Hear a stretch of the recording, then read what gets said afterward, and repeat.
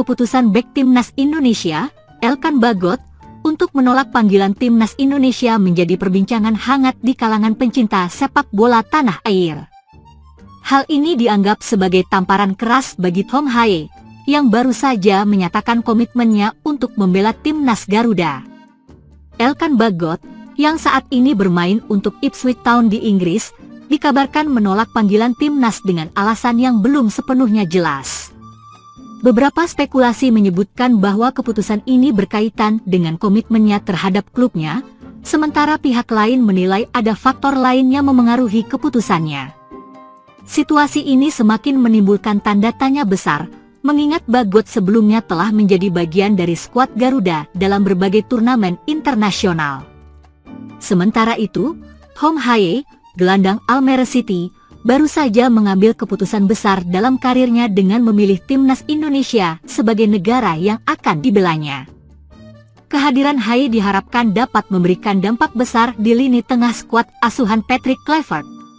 Dengan pengalaman bermain di level tinggi di Eropa, ia diharapkan menjadi jenderal lapangan tengah yang mampu mengontrol permainan dan memberikan kontribusi signifikan bagi timnas Indonesia. Namun, langkah positif Haye ini seolah tidak diikuti oleh Bagot, yang sebelumnya juga diharapkan menjadi salah satu pilar utama di lini pertahanan timnas. Penolakan Bagot ini memicu berbagai reaksi, baik dari penggemar maupun pengamat sepak bola. Banyak yang menyayangkan keputusannya, terutama karena ia telah beberapa kali menunjukkan komitmennya dalam membela Garuda di ajang internasional sebelumnya. Ada pula yang berpendapat bahwa keputusan ini merupakan bentuk ketidakyakinan Bagot terhadap prospek timnas Indonesia ke depan. Reaksi dari rekan-rekan setimnya juga menarik untuk ditunggu. Sejumlah pemain diaspora seperti Rafael Struijk, Ragnar Oratmanguwen, dan Jay Idzes telah menunjukkan dedikasi tinggi untuk membela Indonesia. Sikap mereka yang tetap bersedia bermain untuk timnas diharapkan dapat memberikan dorongan bagi Bagot untuk mempertimbangkan kembali keputusannya. Tom Haye sendiri belum memberikan komentar resmi terkait keputusan Elkan Bagot. Namun, banyak pihak menilai bahwa keputusan ini bisa menjadi sinyal bahwa tidak semua pemain diaspora memiliki komitmen yang sama terhadap timnas Indonesia. Hal ini tentu menjadi evaluasi bagi PSSI dan tim pelatih dalam menentukan pemain yang benar-benar siap berjuang untuk Garuda. Dengan kualifikasi Piala Dunia 2026 yang semakin dekat, absennya Elkan Bagot tentu menjadi tantangan tersendiri bagi pelatih Patrick Kluivert dalam meramu strategi terbaik untuk timnas Indonesia. Apakah timnas akan mencari pengganti sepadan untuk mengisi lini belakang? Ataukah pintu masih terbuka bagi Bagot jika ia berubah pikiran? Kini, semua mata tertuju pada respons federasi dan langkah selanjutnya dari Elkan Bagot terkait masa depannya bersama timnas Garuda. Situasi ini juga menjadi pelajaran penting bagi penggemar sepak bola Indonesia, bahwa membangun tim nasional yang kuat tidak hanya bergantung pada individu, tetapi juga pada komitmen dan kebersamaan seluruh elemen tim. Apapun keputusan yang diambil oleh Bagot ke depannya, timnas Indonesia harus tetap fokus dalam membangun skuad yang solid demi meraih prestasi di kancah internasional. Australia tengah menghadapi krisis besar menjelang Piala Dunia, dengan sejumlah pemain kunci mengalami cedera parah yang mengancam partisipasi mereka di turnamen paling bergengsi tersebut. Situasi ini membuat Federasi Sepak Bola Australia, Football Australia, mempertimbangkan opsi untuk mundur dari kompetisi demi menghindari risiko lebih besar bagi tim nasional. Dalam beberapa bulan terakhir, timnas Australia, yang dikenal dengan julukan Soceros, mengalami pukulan telak akibat cedera yang menimpa para pemain utamanya. Beberapa bintang tim, termasuk Kapten Matthew Ryan, gelandang bertahan Jackson Irvine, dan striker andalan Jamie McLaren, dikabarkan mengalami cedera serius yang membuat mereka diragukan tampil di Piala Dunia. Matthew Ryan, yang merupakan kiper utama Soceros, mengalami cedera ligamen lutut dalam pertandingan liga bersama klubnya. Kondisinya diperkirakan membutuhkan waktu pemulihan yang lama, membuatnya hampir pasti absen di Piala Dunia. Sementara itu, Jackson Irvine mengalami cedera patah tulang kaki dalam laga persahabatan internasional, yang membuatnya dipastikan tidak dapat bermain selama beberapa bulan ke depan. Striker Jamie Maclaren, yang diharapkan menjadi ujung tombak serangan Australia, juga mengalami cedera hamstring yang cukup parah. Cedera ini membuatnya diperkirakan absen dari lapangan hingga waktu yang belum dapat ditentukan.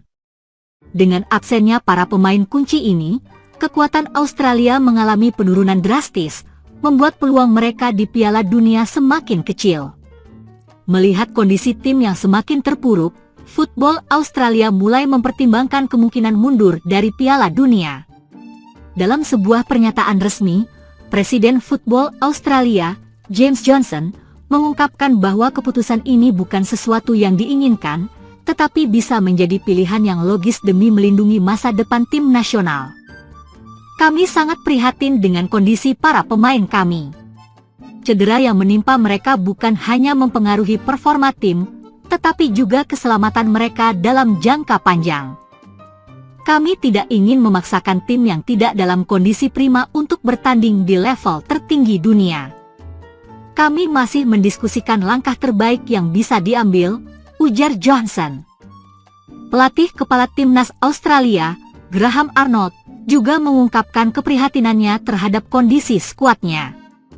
Ia menekankan bahwa kebugaran dan kesehatan pemain adalah prioritas utama. Arnold mengakui bahwa kehilangan beberapa pemain kunci akan membuat strategi dan persiapan tim menjadi sangat sulit. Kami telah bekerja keras untuk mencapai tahap ini, tetapi pada akhirnya, kami harus berpikir realistis.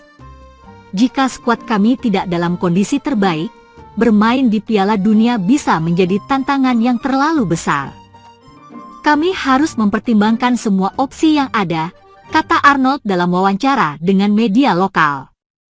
Beberapa pemain yang masih fit juga merasa kecewa dengan situasi ini.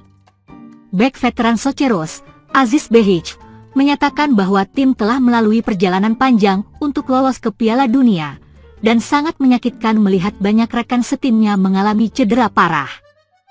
Kami ingin bermain dan berjuang di Piala Dunia, tetapi kami juga harus realistis. Jika terlalu banyak pemain utama yang absen, maka itu akan menjadi pertarungan yang sangat berat, ujar Behich.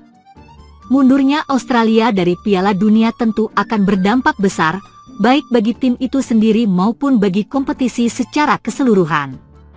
Australia adalah salah satu kekuatan sepak bola di kawasan Asia dan telah menjadi peserta reguler Piala Dunia sejak 2006.